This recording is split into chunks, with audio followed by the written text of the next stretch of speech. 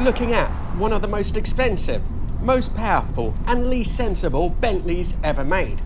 This is the Brooklands Coupe. When it came out, it was much more expensive than the faster 12-cylinder Continental GT. It has an engine that dated back to 1959, and yet it makes more torque than the modern twin-turbo V12 that the Rolls-Royce Wraith has. It could be ordered with carbon ceramic brakes and even inlaid wood marquetry, but not under any circumstances with a sunroof. It's a car which on paper makes absolutely no sense. And yet, some say this is the best Bentley ever built. They couldn't sell them when they were new, but today they're starting to look like one of Bentley's finest hours. Let's find out more.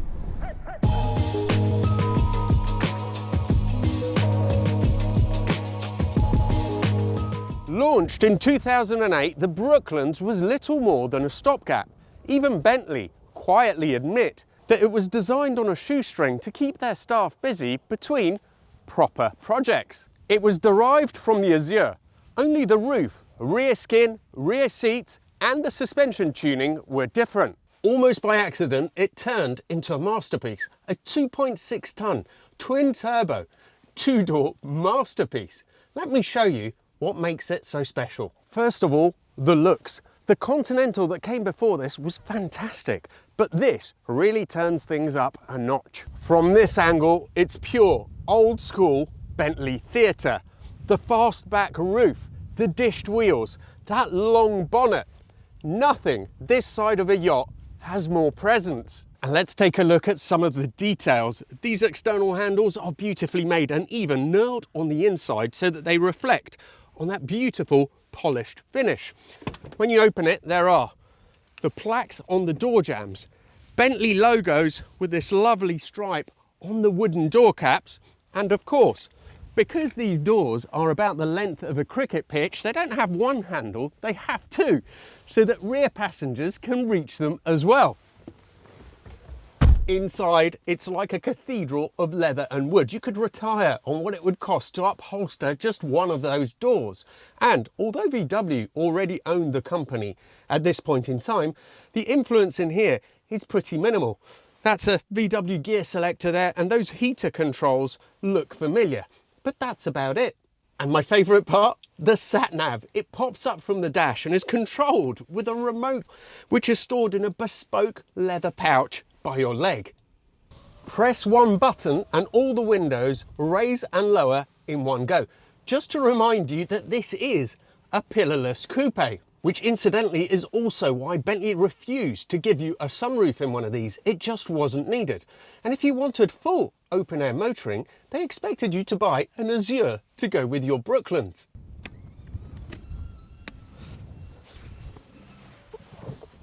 In the back, you have more room than in some small flats.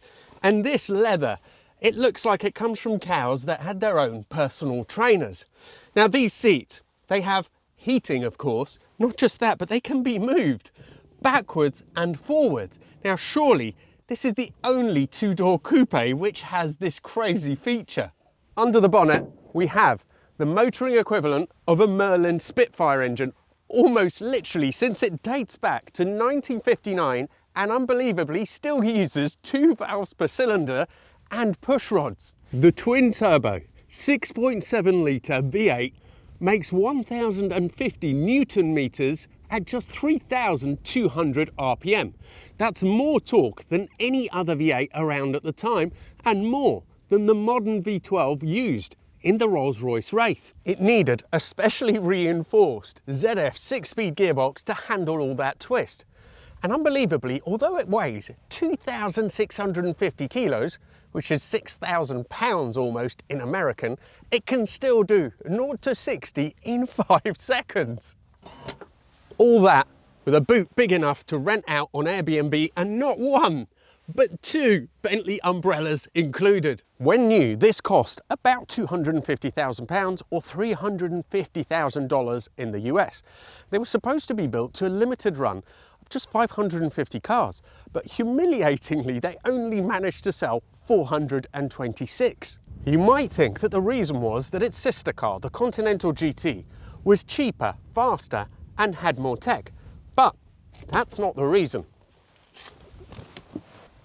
Let's take it out. I'll explain why, and we'll also look at how much it would cost you to get into one of these. They're not cheap.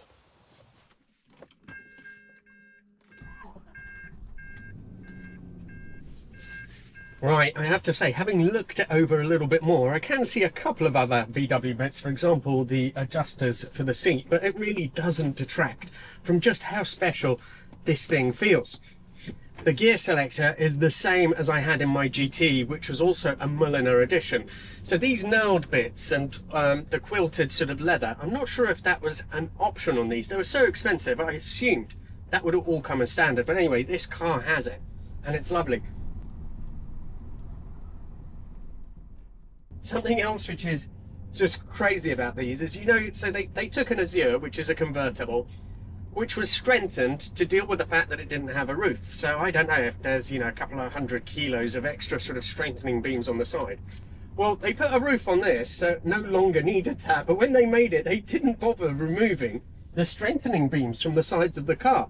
So this actually is quite a lot stiffer than it would have been if they made it from the start as a coupe. Now, it rides beautifully. I had read somewhere online that these had already moved to air suspension, but I'm sure that's a mistake. And this still uses the Citroen-derived hydraulic setup. And at low speeds, at least, it is amazing. Now, it's weird because Paul, the owner, has a modern Alpina, and he says that it rides better than this. And I just can't see it. Maybe at higher speeds. I'll quiz him on that later. But anyway, at these speeds, it has that, you know, incredibly expensive polished feel to the suspension that even when you're going slowly, it just cushions you and slowly undulates over the road.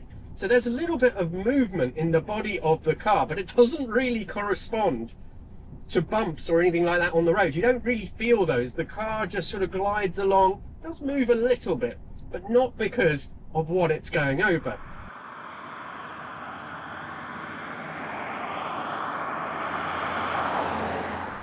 Steering is quite light. We'll see at later speeds if there's any feel coming through or not. But like this, you're just, you know, incredibly comfortable. There's almost no noise whatsoever. I'm pretty sure that I can hear the fan.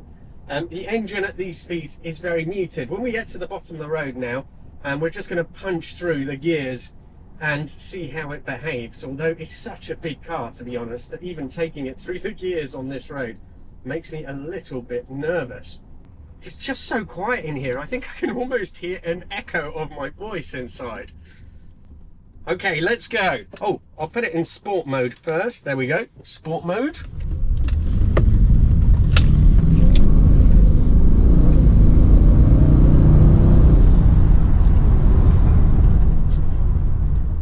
And it still surprises. It really got to, it felt like it got to 60 quicker than 5 seconds.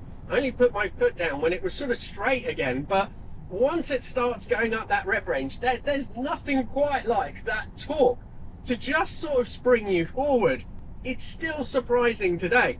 Now you can feel there's quite some weight here generally. It's very easy to drive, and the engine just took a second to kind of gather its wits and then punch up the road. But when it did, oh my God, this still feels like a very quick thing. Now these bends here are a little bit quicker, so they're fairly open bends, so we'll see how it feels here. It's still in sports mode.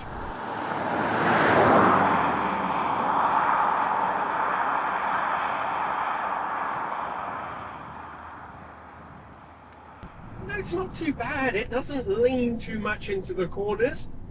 You're never going to forget the fact that it is so massive. It has such a long wheelbase that, you know, it doesn't have very sharp turning or anything like that, but it does really well. And where it's even better is just on bits of road like this. This is sort of undulating straight, and this thing just demolishes it. Still incredibly quiet. You can hear the engine. I mean, that gearbox still, I'm a little bit disappointed in it, that even in sports, it does take, you know, noticeable amount of time to get down. So if I put my foot down now,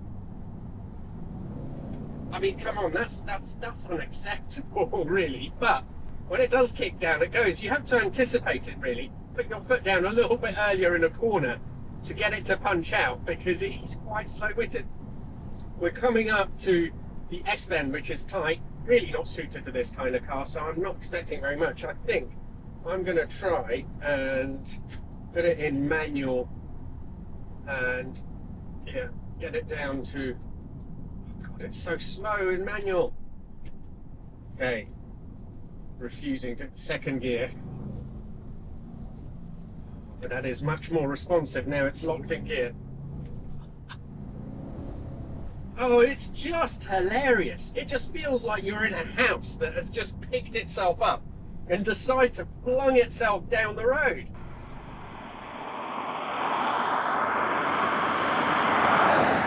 Above 3,500 is where the engine develops a little bit of noise. Let me get back in manual mode and we'll spin it around.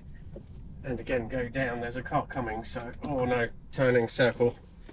Predictably isn't quite that great. What is this, about 18 feet long, this car? And that's not a joke or an exaggeration. I think it is 18 feet long, or that might even just be the wheelbase. I'm not sure. It is massive. Right, let's take it up through the gears again. Still in sport mode. Still in sport mode there. So that's okay.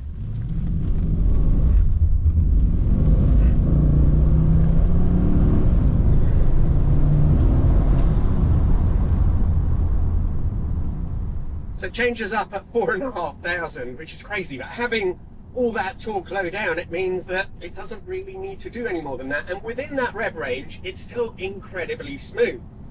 Push it a little bit harder again through these little S-bends and see how it does.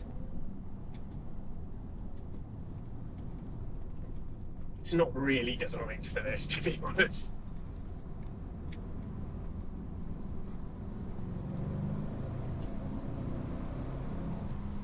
What a thing. I mean, yeah, you know, it's not designed to go on these sorts of roads. It's no sports car, but it's impressive what it manages to do, considering what a huge beast it is.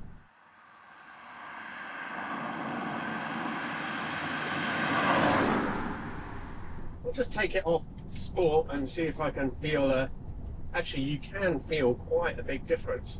Car feels much softer, moves around a lot more, and gets that glide quality about it again.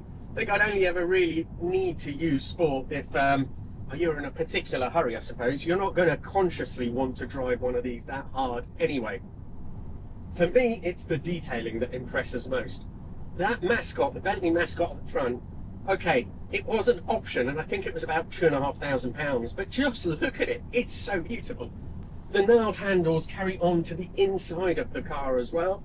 And you have the old traditional Rolls-Royce Bentley air vents with the push and pull adjusters, all made of metal. Now, I really love a Continental, and I think that those look great as well. I have to say, for me, the exterior design of this, and I particularly like those dished wheels, which actually came as standard. You have to pay more for the spoked items. But to me, they just differentiate this and give it a little bit more of a modern feel.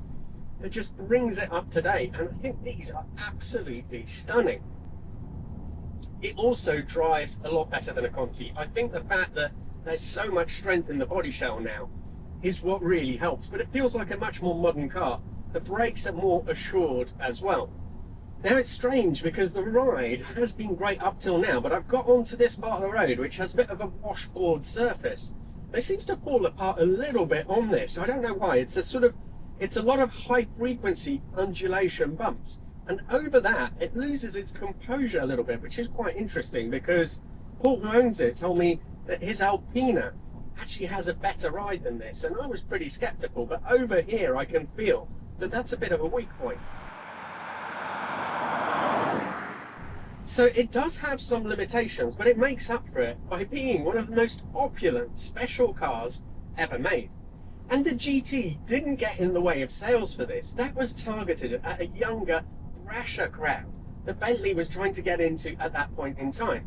The Brooklands is perfectly suited for the really wealthy, old money crowd. So why then didn't it sell as well as Bentley had expected? There's a simple answer to that. The most expensive car was released right at the beginning of the financial recession crisis of 2008. That's what stopped this from being a real success, not because the car in itself was insufficient in any measurable way.